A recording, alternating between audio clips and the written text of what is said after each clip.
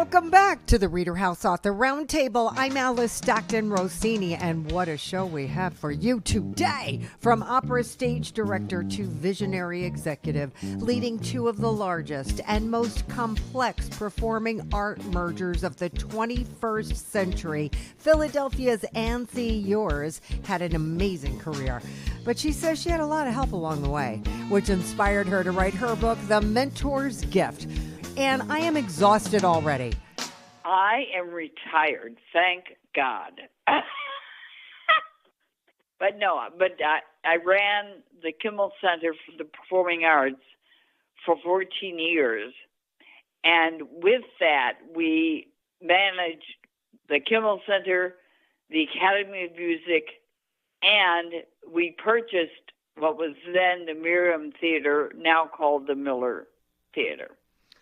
Wow. Yeah, it was wonderful. I loved it. Best job of anything I've done my entire career. I loved it. We had, a huge number of union workers, and so we were dealing with all of that. We had 8 resident companies, so they had their own boards and their own management, but they were still operating using our venues, the opera, the orchestra, what have you. And just before I left, I merged the Kimmel Center with the Philadelphia Orchestra. You have had an amazing career, and you credit in part your mentors. Unbelievable. I had 31 mentors in my career, and I still have 2 that I wonderfully get guidance and support from. And I now have 8 of my own mentees. I thought I've got to give back.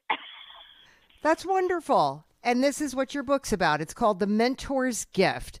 Yes. How do you find the right mentor? It's fascinating. You'll be doing a project, or you'll be working on an event, and you'll think, wow, that person could really be helpful. And I had one person who approached me and said, may I be your mentor? I loved it. But you really have to find someone who feels like you communicate in the same way, who you think can offer you something that you don't have and you need, or you need guidance on a particular thing. And I was so blessed. How do you tell people in your book to go about this? I mean, it sounds to me that in a lot of ways, as you walk down your path in life, these people kind of come to you or present themselves to you. I mean, is it really something that you do a search for? Well, each case was different. The first 3 mentors I had were men, and they were men from foreign countries. I was working in opera as a stage director, as an assistant director, and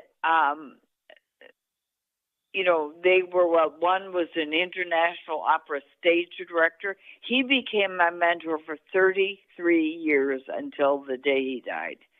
And one of my other mentors was my professor in graduate school. He was from Switzerland, and he, at the beginning, believed women could sing and have babies, and that was it. And I said, but I want to direct, and he really scoffed at that. But the gentleman who was going to direct the scene program for that semester broke his foot, and there was no one else to direct. And so this head of the department came to me and he said, well, here's your chance, kind of gruff and dismissive. But I directed the scenes. They were a stunning success. He came up to me afterwards and he said, my God, this was fabulous. Yes, I will let you change your degree to opera stage direction. And from then on, he became a superb mentor. So, yeah, it's very interesting how you find your first mentors. or how you find any mentor, really. I would think it's something you definitely have to be open for. I'm not sure that everybody's open to that. Maybe they feel insecure. I mean, especially when you're young, admitting that you don't know everything, that you might need some help, you might need some direction. It can be very difficult. And I would think also when you're young as well, you're, vulnerable and someone could take advantage of you. Right. I mean, you really have to be careful. I would say you're right, especially about being open.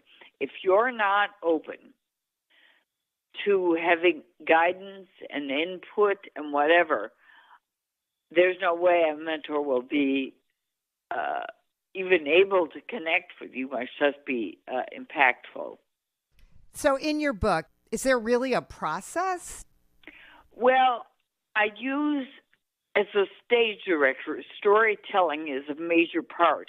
And for me, that's the best way to teach. So this book really tells the story of how I met each one, how the whole relationship evolved, and then I tell highlights that occurred during the relationship. So by example, it shows what a mentor can do and can be, how you find one, how you connect with one, how you don't connect with one.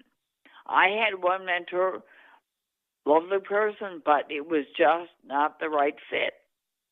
And you need to figure that out fairly early on, So you talk about cultivating CEOs, psychologists, arts consultants, artists, financial and legal experts, and even a corporate shaman as mentors. Tell me about this corporate shaman. Oh, a wonderful gal in Utah. And I had at that point 2 mentors. And someone said, this gal would be a terrific mentor. I said, oh, what does she do? And they said, well, her title is corporate shaman. And I thought, oh, good grief. But, I met her, and the title fit her perfectly, and she was superb, one of my best. So her thinking, if you think of Utah, and the wide open spaces, ringed in mountains, and the whole spiritual connectedness that a shaman imparts, it just fit. Have you written other books? No. In fact, here's the fun part. Well, I spent my life writing proposals, asking for money, and thank you letters as a follow-up. That was it. And so my treasured friend, Jackie Mars, said, Ann, you have such experience. You should write a book. I said, Jackie, I don't know how to write a book. But I started writing in sequence, of course, and I wrote for about a year. And I thought, I don't know how to organize this. I don't know how to structure it. And so I was having lunch with a dear colleague, Sam Katz. You may know him from his documentaries, superb series. And Sam said, I know just the person. And Nathaniel Pupkin, wonderful novelist and writer of 8+ books, and he lives, within blocks of where I live.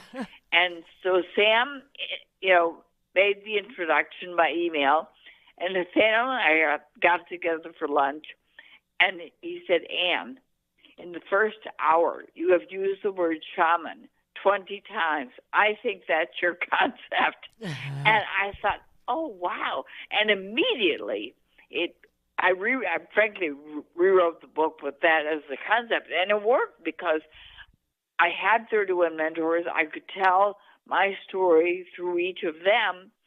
And it worked. Nathaniel was a superb editor. I would write a chapter. We'd spend a week going back and forth, his edits, my responses, what have you, then on to the next chapter. It was terrific. Are you able to go out and talk about your book? Oh, yeah. So I've been doing a number of book signing events. And so I did my first in my hometown of Ottawa, Illinois, about a town of 18,000. And my second one I did actually at Jackie Mars's farm in Middleburg, Virginia. And my third was Salt Lake City, where, of course, I ran the opera company and merged the opera and the orchestra. And then my fourth was here at the Kimmel, and I'll be going to Boston next in February, early February, to do my next one. So you're reaching out to people that you know. You're right. I've gone to the places, my hometown. Kindergarten friends were there. High school friends. It was a riot. And then, of course, Jackie had all of her colleagues. And then here at the Kimmel, I had, all the people I knew from running the Kimmel Center. Same thing in Salt Lake, all the people I knew. Plus, here we had 8 resident companies. So people from them, their employees, their donors, their whatever folks showed up. And it's been wonderful. And I ran Boston Lyric Opera years ago. And we're talking like 40 years ago. And so they're all excited and organizing it, and I'm sure it'll be a wonderful turnout. And each time we have sold out the number of books that were brought. That's great. And several of them have people, ordering from the publisher because they ran out of books in the location where I was speaking. I'm curious, why did you pick Page Publishing? Well, here is the interesting thing, and this shows that my editor was far beyond just being an editor. When I said, what do I need next when we finish the manuscript, he said, well, an agent would be good. He researched and provided the detailed info of contact and area of interest and whatever to 149 agents. And so I reached out. I heard from one. We got together.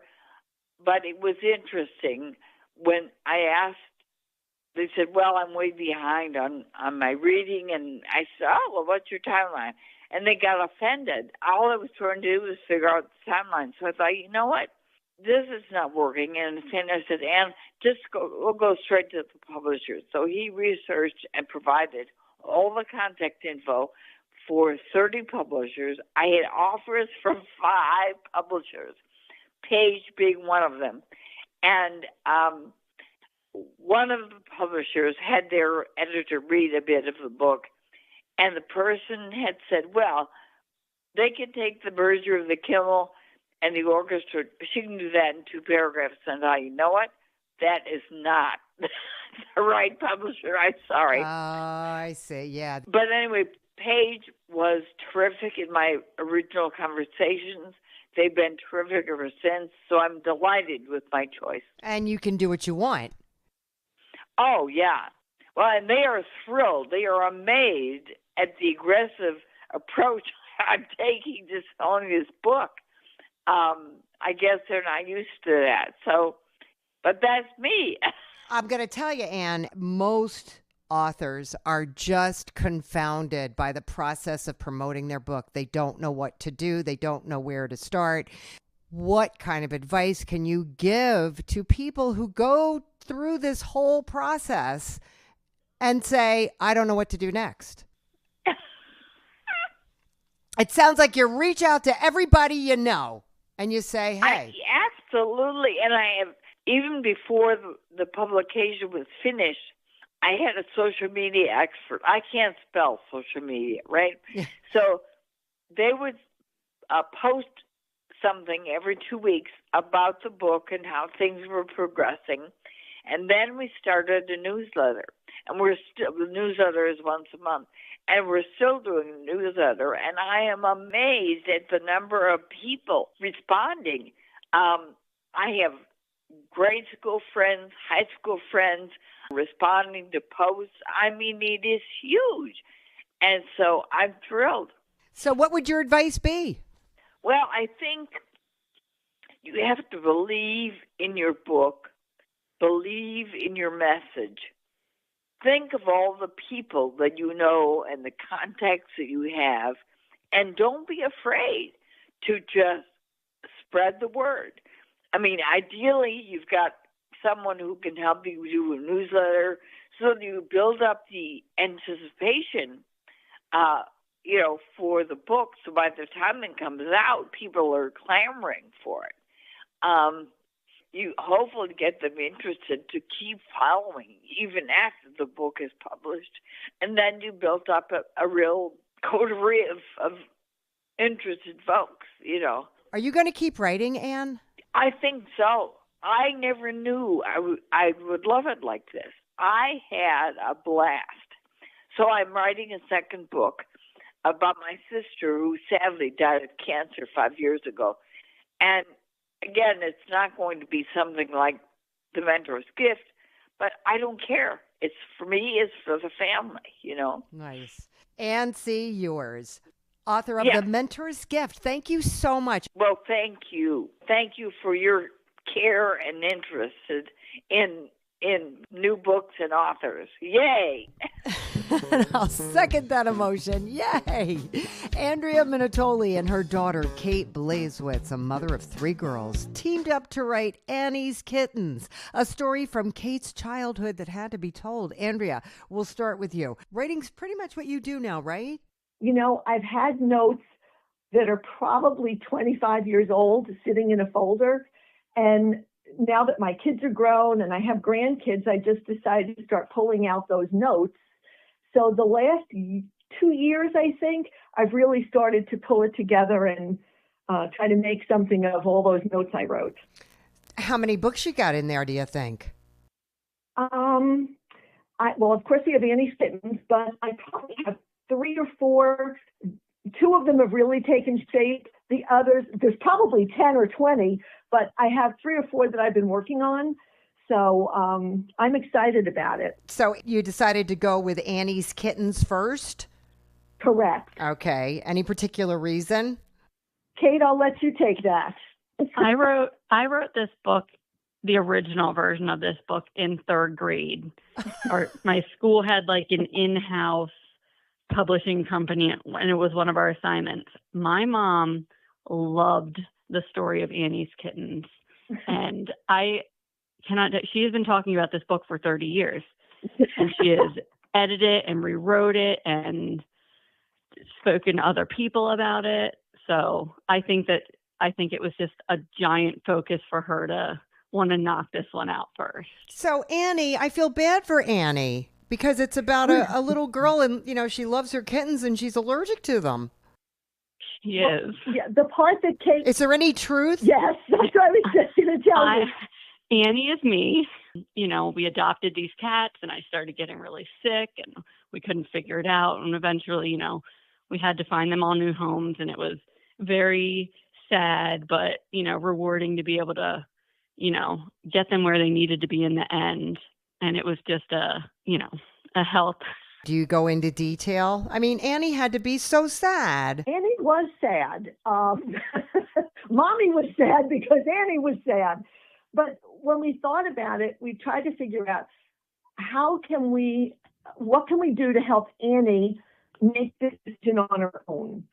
So we gave her the responsibility of acknowledging that she could not keep the kittens. And then she had to find the courage to figure out, what am I going to do now? How am I going to let them go? And so she goes to her school and she tells everybody at school her situation. And she says, call the house and, we'll talk about it. And she ultimately finds 3 families and she matches them up because, each of the kittens has a certain personality. And then they go home, and Annie's sad, but in the end, she knows she did the best thing for her kittens. Does she get to visit them?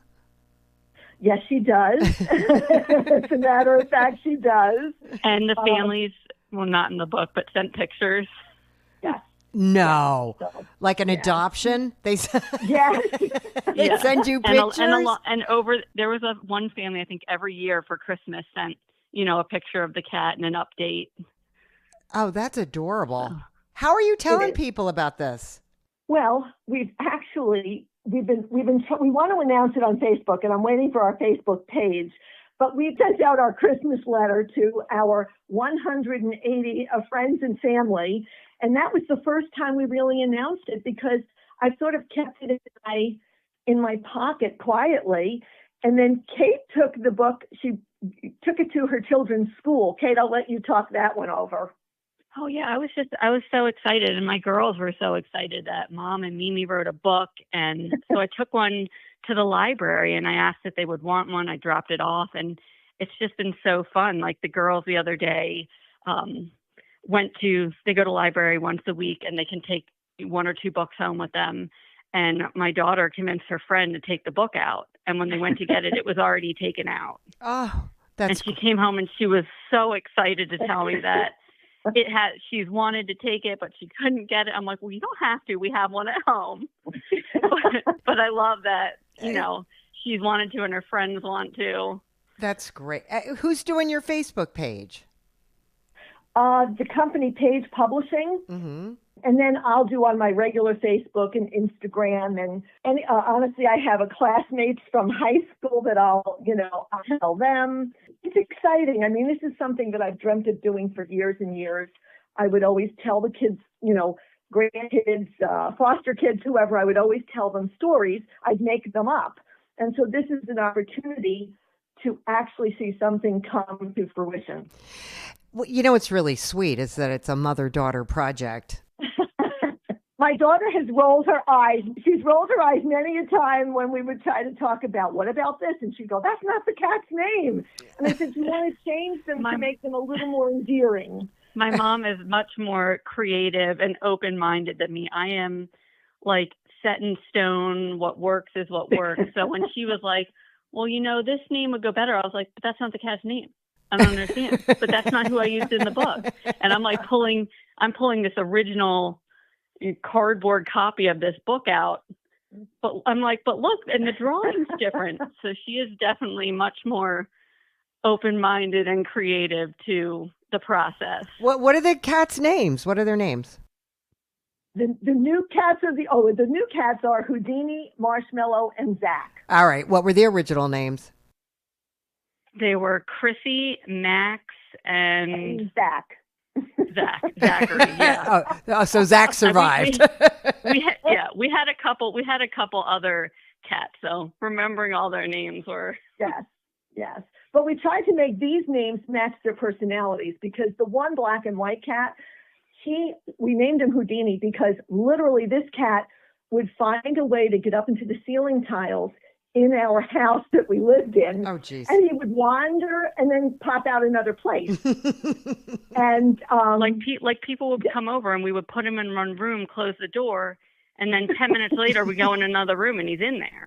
Yeah, he would move the ceiling tile. It was crazy. It was in our lower level, in the basement level of the house.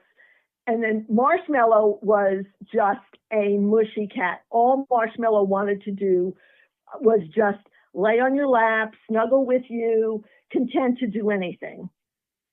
And, Zach was just, feisty and happy and, loved to clean up after the other cats in the kitchen. It was comical. So where do we go from here? Actually, we have a few things, in the works.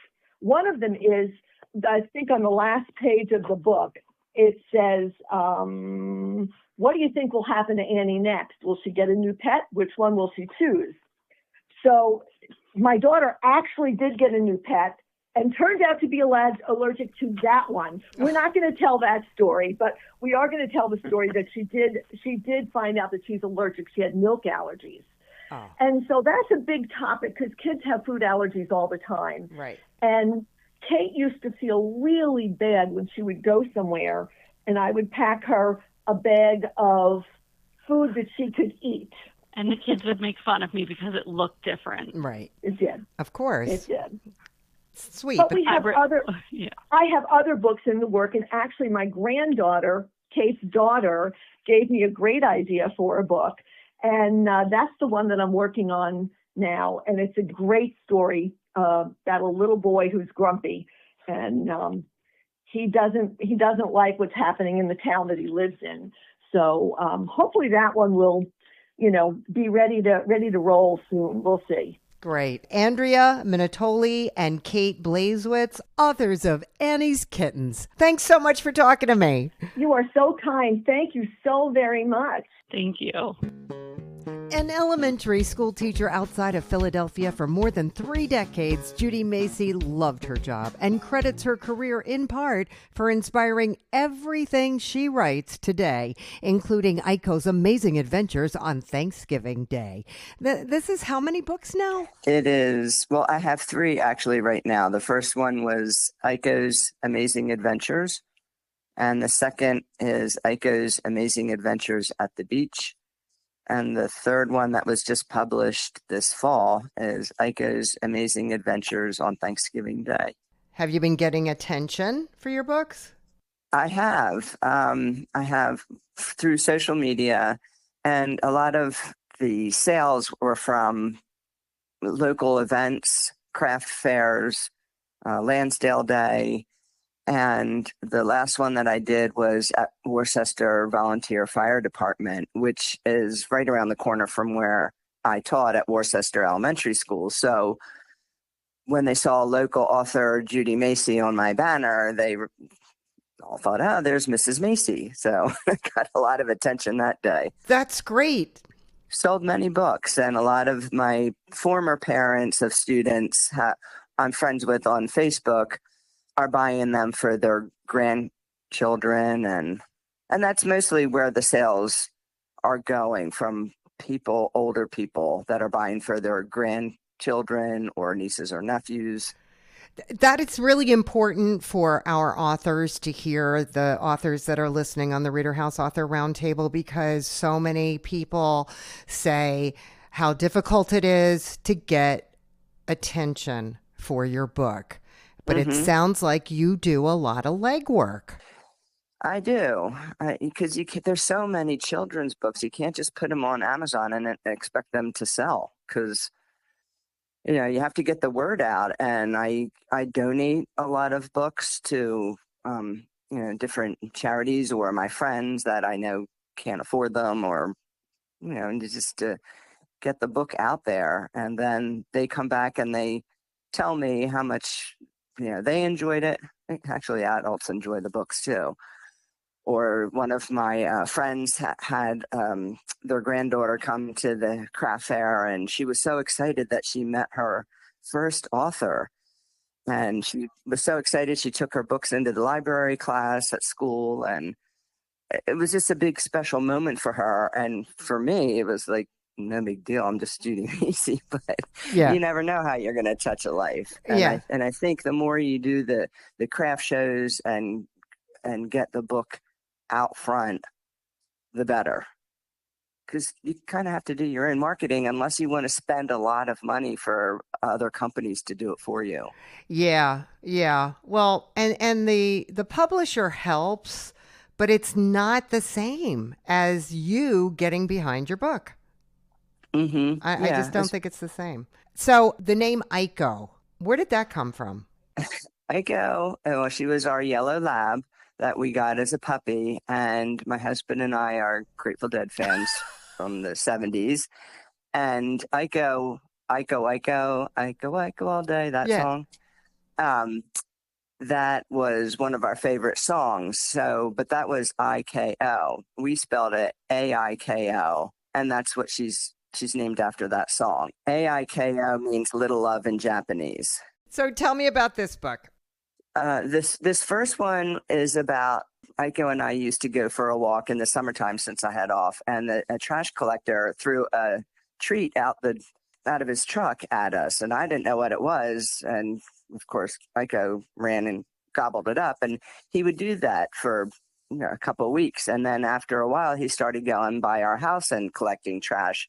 And then he would turn around at the end of the street and come back and throw Aiko a treat in the driveway. And I still have a video of this. It was 20 years ago, but it's precious. And one day she didn't want to wait for him to turn around at the end of the road, and she ran out in the street, down the street after him. Very scary. So I, just ran down, got her, and brought her back. And then after that, he didn't, we just said this wasn't a good idea anymore. So he, I don't know, changed his route and it didn't happen anymore. And so it ended on a good note. And that was the first book. And what was the name of that book? That was Aiko's Amazing Adventures. Well, that was one adventure, but in the preface, I have other adventures of when she was a puppy at the breeder. And so it was more than just one. And then the second one was Aiko's Amazing Adventures at the beach, at a beach house that we rent in Emerald Isle, North Carolina, every year. And she had, she pulled me into the ocean because, I was holding on to her. My husband was fishing and she ran after the bait and pulled me into the ocean. She pulled me after a pelican one time that was way far out. And I kept her on the leash, but she was strong and pulled me out. And she used to catch the ghost crabs at night, just annihilate them, spit them out, and then go for the next one. And then I thought it was awful that she was killing all these ghost crabs. We had flashlights and we'd go on the beach at night, but I read at the aquarium that these ghost crabs kill the baby turtles that are nesting in the dunes, and when they try to make their way to the ocean, the crabs get them. So we saved the baby turtles. There you go. And now we have Aiko's Amazing Adventures on Thanksgiving Day. Yes. And that was a collection of adventures that didn't all happen on Thanksgiving Day, but I formed it. They were all true stories in all three books. This one, we had a pool being dug out in the fall, and we didn't know where she was. It was all dirt at the time, and she got underneath the orange plastic fencing and was down at the bottom of the pool playing around in the dirt. And then she used to take the pumpkins and roll them down the driveway and play with them that I had out front in my decorative spot there in the driveway. And a friend of mine came with a big bone on his motorcycle that was as wide as the motorcycle and gave her that. And my mom came to bring dessert, and she tripped on our front walk, and her necklace got caught in this decorative fencing that we had, and she couldn't get up. Well, Aiko ran out and started licking her face and like, oh, grandma's here, and licking her. And my mom was laughing hysterically because she couldn't get up, and Aiko's licking her face. And then toward the end, after dinner, we didn't realize it, but I had the leftovers for Mom by the island, and we were busy talking, and Aiko ate all the leftovers in the bag. We weren't paying attention to her. And then the last thing was we took her to the Harley dealer. I said it was Black Friday that we took her, but it was another time. And she, being a retriever, she grabbed this mannequin's wrist because it was posed so that the wrist was down on her level. And Labradors like to have something in their mouth to greet you with, or to, when they meet somebody, they grab something because they're retrievers. Right. Well, she grabbed this bone, but it was a mannequin's arm, and yanked the whole thing down and smashed it.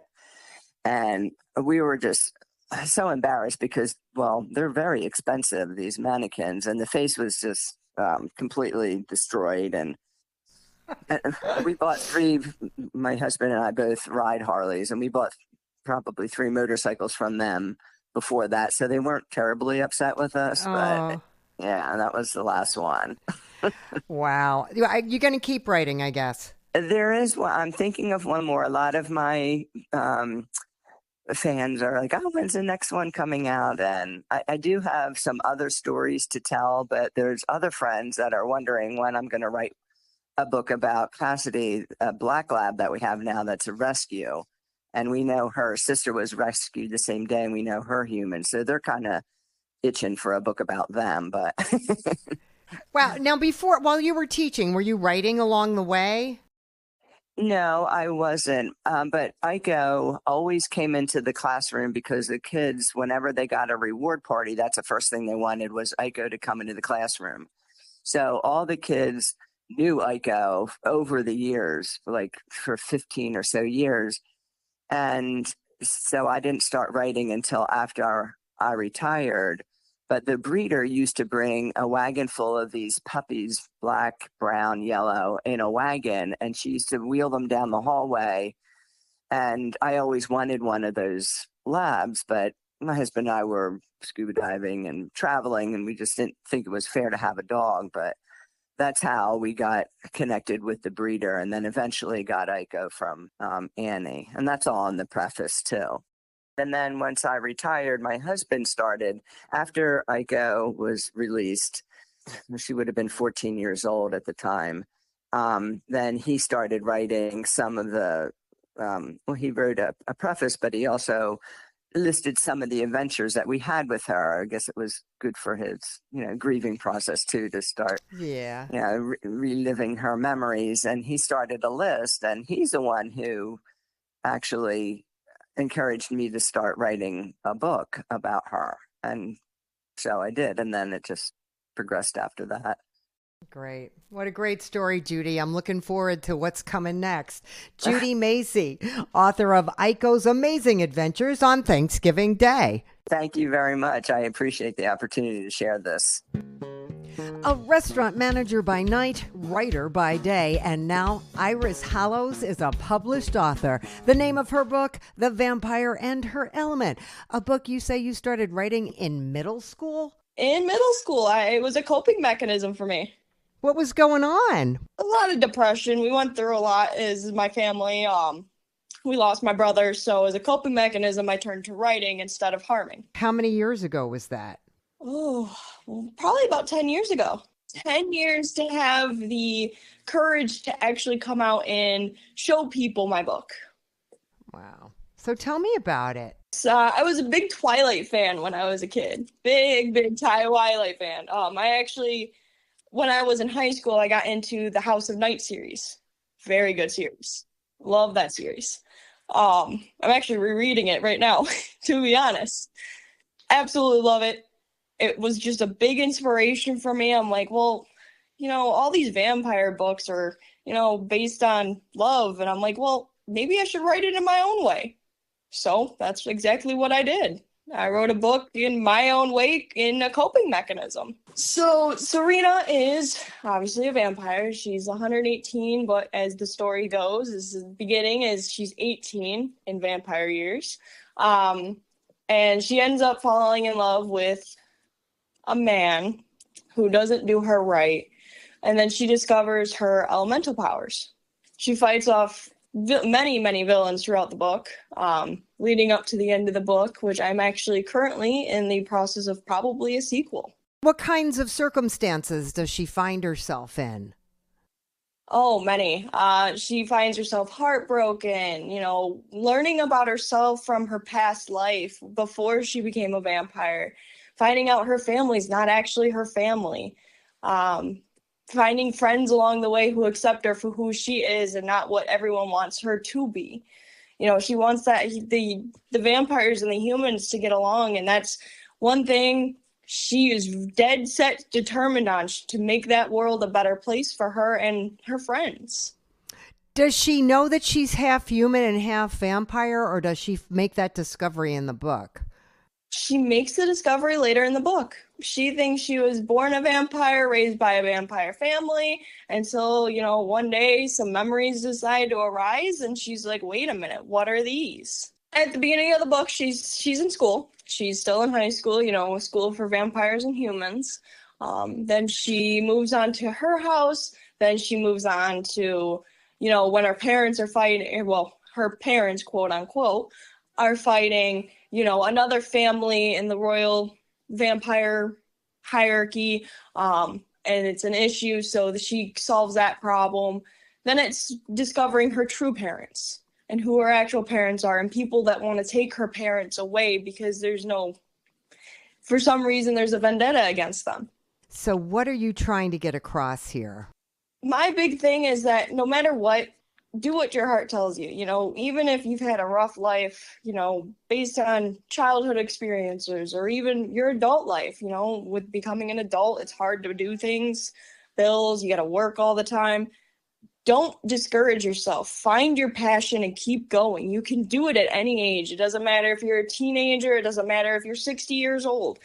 Set your mind and do it. You can do it. This is me telling the world, like, I was 13 writing this book, and now I'm 23 and it's finally published. So where do you leave us at the end of this book? It's kind of a bit of a cliffhanger, but at the end of the book, pretty much her family and friends really sit there and evaluate everything and tell her how much they love her. You know, no matter what you go through, someone loves you. And at the end of the book, that's where I leave it off. I don't tell anyone what's going to happen. I just leave it right there. She discovers some new powers too. These were actually gifted to her. Okay, tell me about that. This one is a little bit harder because this is part of the book I never spoil for anyone. It's pretty much someone seeing her value and gifting the ability to become something greater. She is pretty much on a journey to find her true self. And then she discovers new people. She meets people. Some of her high school friends end up on the journey with her to discover who she actually is, those that actually care about her. You know, some of her vampire family stays along with her because they're part of the elementals. What are the elementals? The elementals I made as pretty much like a group of 4. So 4 vampires that have been passed down through generation, and their powers are stronger every generation as it passes down, that will protect the world from the evil. Now, where do you talk about this book? I advertise it on every single one of my personal social medias. I've reached out to family and friends. I've even told people at my job who have actually purchased the book, some of which actually have signed copies from me. Definitely a lot of family though, and my family shares it along with me. So I reach out to literally everyone I can. My fiance's family shares it, so I can get people out in New York City buying it. I have family all over the States, so I reach out to them, let them know, hey, like, here it is.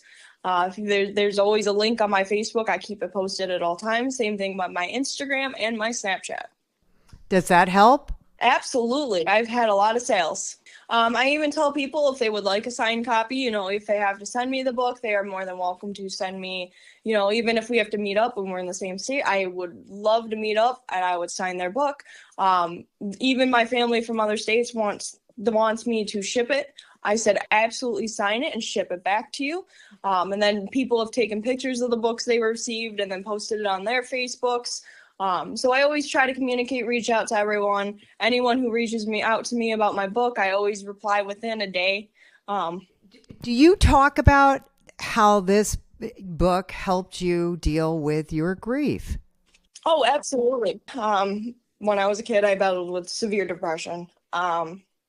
Still do to this day, but my depression over the years have gotten a lot better because I found coping mechanisms. So I always tell them, like, you know, instead of harming yourself, you know, this is the way that I fixed my problem. I would get lost in a world that wasn't reality. I would realize, hey, like, I can make this imaginary world. I can make it how I want it to be, not struggling, not dealing with anything. It takes the pain away for even if it's a few hours. And people have been inspired by it. And I'm very honored that people are inspired by my story. It's not what I was going for, but you know what? It's a story of mine that I like to share. Yes, we go through things. Yes, there's different ways to cope with it. Mine was just writing. And honestly, I was able to get my heart out. So when you're communicating with people, that's another thing. That's another reason they are drawn to this book. Oh, absolutely. Yeah, that's a beautiful thing. I've actually thought about reaching out to my old schools districts, libraries, and the principals and stuff to maybe ask them to share the book with the kids at that school because, again, I love my school district. That is where a lot of things happen. That's where I went through a lot of my strugglings, and I know a lot of kids in that district go through struggles every day. I would like to reach out to them and say, hey, don't give up. You got this. That's a real purpose, Iris. Thank you. Iris Hallows, thank you so much. Author of The Vampire and Her Element. Of course. Alicia Sleyster Schmidt lives on 11 acres on the border of New York and Pennsylvania, where she has an excellent atmosphere for creative writing and was finally able to bring the Prince's Hybrid Slave to fruition. I actually I wrote that over the course of, and you'll never believe it, about 18 years. So I started writing it when the whole genre of vampires started becoming super popular. Everybody screaming over Team Edward or Team Jacob, Yeah. Yeah. which I never participated in that. Don't get me wrong. I watched the movies, but I never participated in such horrid things. I just thought it was silly. And it came in cycles and waves like everything else. And I'm like, I'm too old for this. And the fans just got worse and worse. Crazy teen fans. But I mean, isn't that who you're talking to? I don't know if teens should be reading this. Maybe once upon a time over the years, it evolved into something a little more not so teen friendly. If teens really want to read it, their nightmares are not my problem. Yeah, there you go. You can't be responsible. I can't. If their parents let them, that's okay with me. 18 years ago. How old were you 18 years ago? Were you a kid? I was 18. Well, there you go.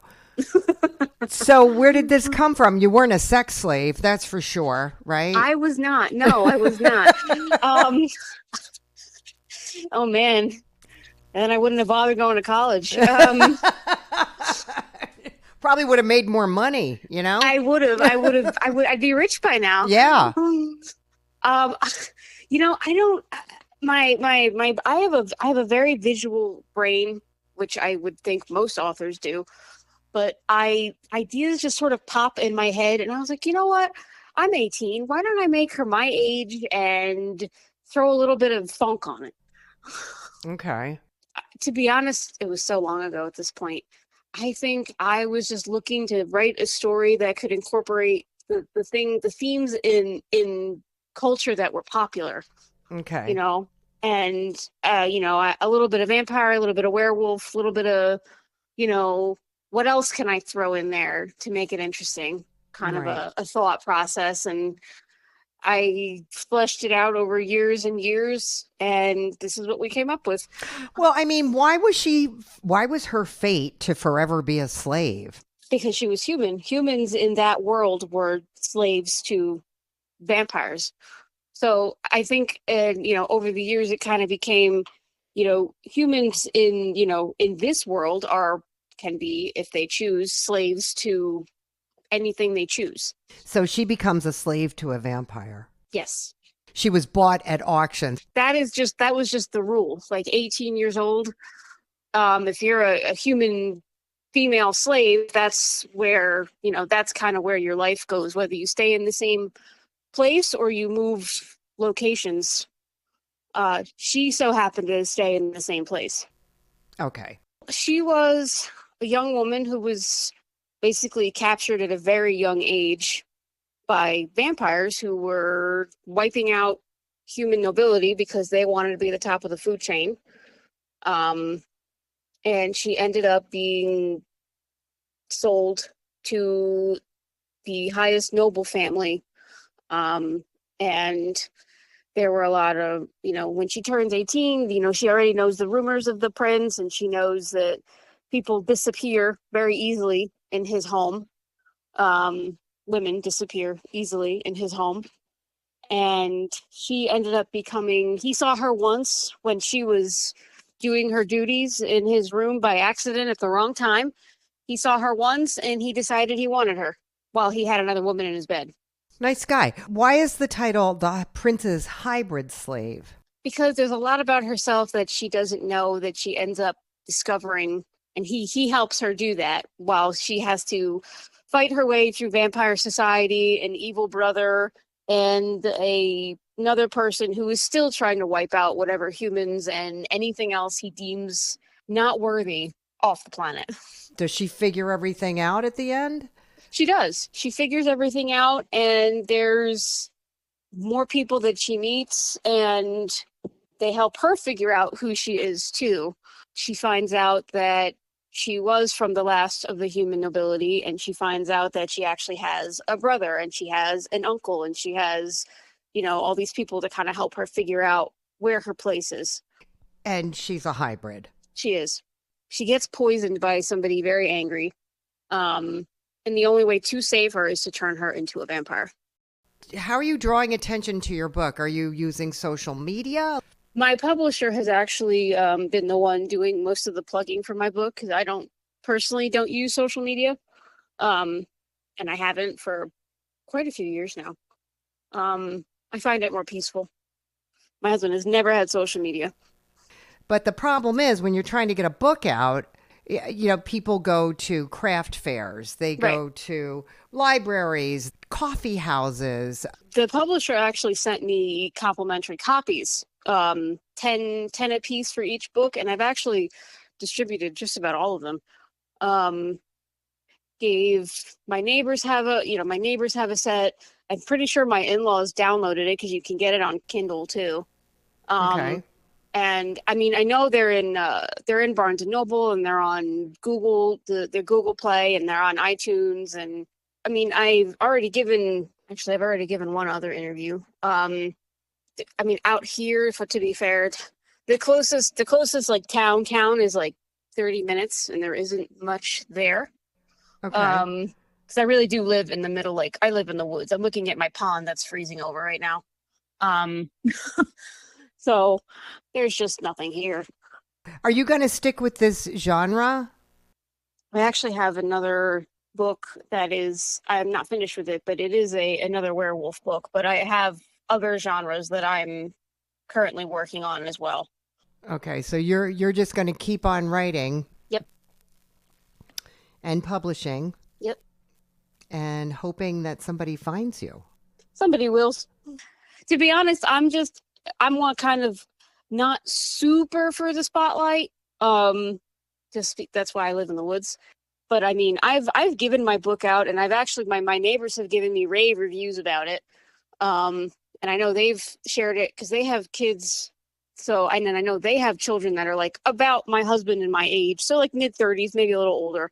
And I know my one neighbor has actually shared it with his son and daughter-in-law in California. So it's, and I did speak to somebody recently that was like, oh, I found it in Denmark. I was like, oh, well, that's interesting. So you think it'll just get out there? I think it will get out there. I mean, it may take a little bit of time, but I mean, I like writing for the writing aspect of it and sharing my work with people, not so much for like the recognition of it all. All right, fair enough. Alicia Sleyster Schmidt, author Yes. of The Princess Hybrid Slave. Thanks so much. Thank you so much. Mark G. Walker is a legal technology consultant for law firms and courts. His specialty, AI, and it plays a role in his book entitled The Andromeda Scandal and the Starlit Claim, Sherlock Holmes in the 24th Century. Now, you're a lifelong fan of Arthur Conan Doyle's books, and you decided to take Holmes and Watson basically out of this world. How did that happen?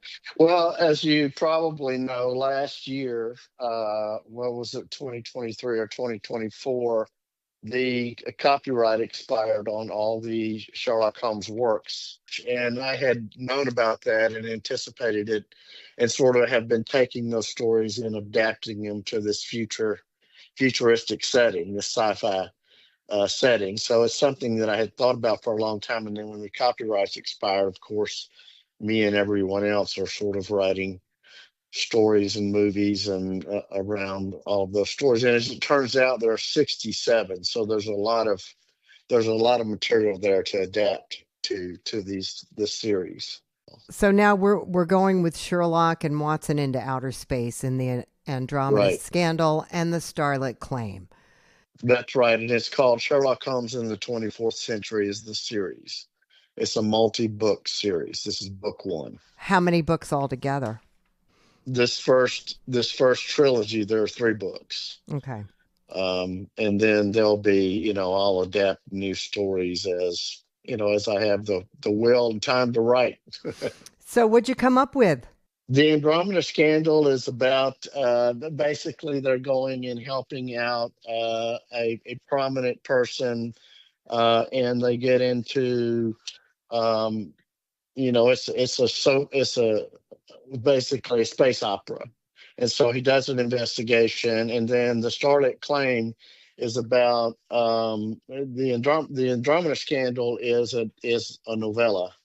And it sort of explains the history between when Sherlock and Watson joined forces. Yeah, and it's not really the same Holmes and Watson. So I don't sort of take them from the past into the future. They're sort of Sherlock and Holmes in the future. Okay. So it's not like they've gone into a time machine or anything like that. It's basically taking uh, the Doyle story and then sort of setting it in the future. So what's the scandal here? So the scandal occurs obviously in another universe, and basically the Sherlock Holmes in the 24th century universe. So it's in the 24th century, and then it's around an investigation around these artifacts. So they find these artifacts, and then there is the bad guys or the enclave that's sort of trying to take over the universe using these artifacts. And then there are 4 artifacts that you sort of take them through these missions where they ultimately, Holmes and Watson, are able to sort of secure the artifacts and then turn them off. And then the Starlit Claim, which is book 1 in the series, is about Holmes serving as an expert witness in a court case, a big court case over mineral claims. And this is when basically Holmes's vessel, which is called the Peregrine, their starship, becomes basically a military vessel. And they have to fight these battles. And then it switches between present courtroom scene where there's testimony and Holmes is testifying as an expert witness. And then it flashes back to the investigation where he's basically investigating prior to trial. So this sort of bleeds into what I do for a living, which is work for a lot of all these big cases, big litigation cases using technology. So you are able to tie in what you do. That's right. And it sort of plays in because in some of these stories, Holmes did work on both criminal and civil cases. Yes, exactly. There's an AI character, multiple AI characters, not just in this book. Tell me about them. Yeah. So the Peregrine, which is the starship that Holmes and Watson are on, has an AI called Alsoni. And she is very advanced and gets more advanced as the book goes along. And she sort of runs the ship for them. And so she's basically a sentient artificial intelligent charder. Wow. How did you deal with the dialogue? Did that come easy for you? It did not come easy. In fact, it was very difficult because what I'm trying to do is take the Doyle works, which was written in the 19th century, and sort of adopt that language to a sci-fi setting, and that's very difficult because that writing style doesn't lend itself very well to an action scene, for example, or a space battle. Mm-hmm. And so I have to sort of change the writing style very often within the same chapter to sort of make it fit right. And so I had to go through many drafts, getting the dialogue right, and then inserting humor. And the original works don't have a great deal of humor, although if you watch some of the movie adaptations and the series, those writers have inserted a lot of humor. So I try to put some humor in there because Watson, for example, is a humorous character, and so there's a back and forth between him and the AI. For example, there's a sort of some humor between those two characters. So how are you telling people about this? So the Page Publishing is doing marketing, of course. I've got a publishing company, and we've got a sort of a marketing arm that my son and grandson run that company. And so we're going to be doing some marketing around that. And just another thing that I'm doing is sending signed copies to people in my industry and helping to get them to, write reviews. Because as you know, that's how you sell books. It's not all about just writing the book. You got to have the right kind of people writing reviews. So I'm hoping as people read the book, they will write reviews. That's right, everybody. Write those reviews. All right, Mark G. Walker, The Andromeda Scandal and the Starlit Claim, part of the Sherlock Holmes in the 24th Century series. Thank you so much for talking to me. Thank you very much. I appreciate it. We hope you enjoyed this edition of the Reader House Author Roundtable, where authors from all walks of life come together to discuss the trials, tribulations, and triumphs of publishing their books. I'm Alice Stockton Rossini. We hope to see you back here every Saturday night at 8 o'clock, or listen to our podcast anytime on Spotify, Apple Podcasts, Stitcher, TuneIn, and PodServe, just to name a few. The Author Roundtable is sponsored by ReaderHouse Online Bookstore, where independent new authors come first.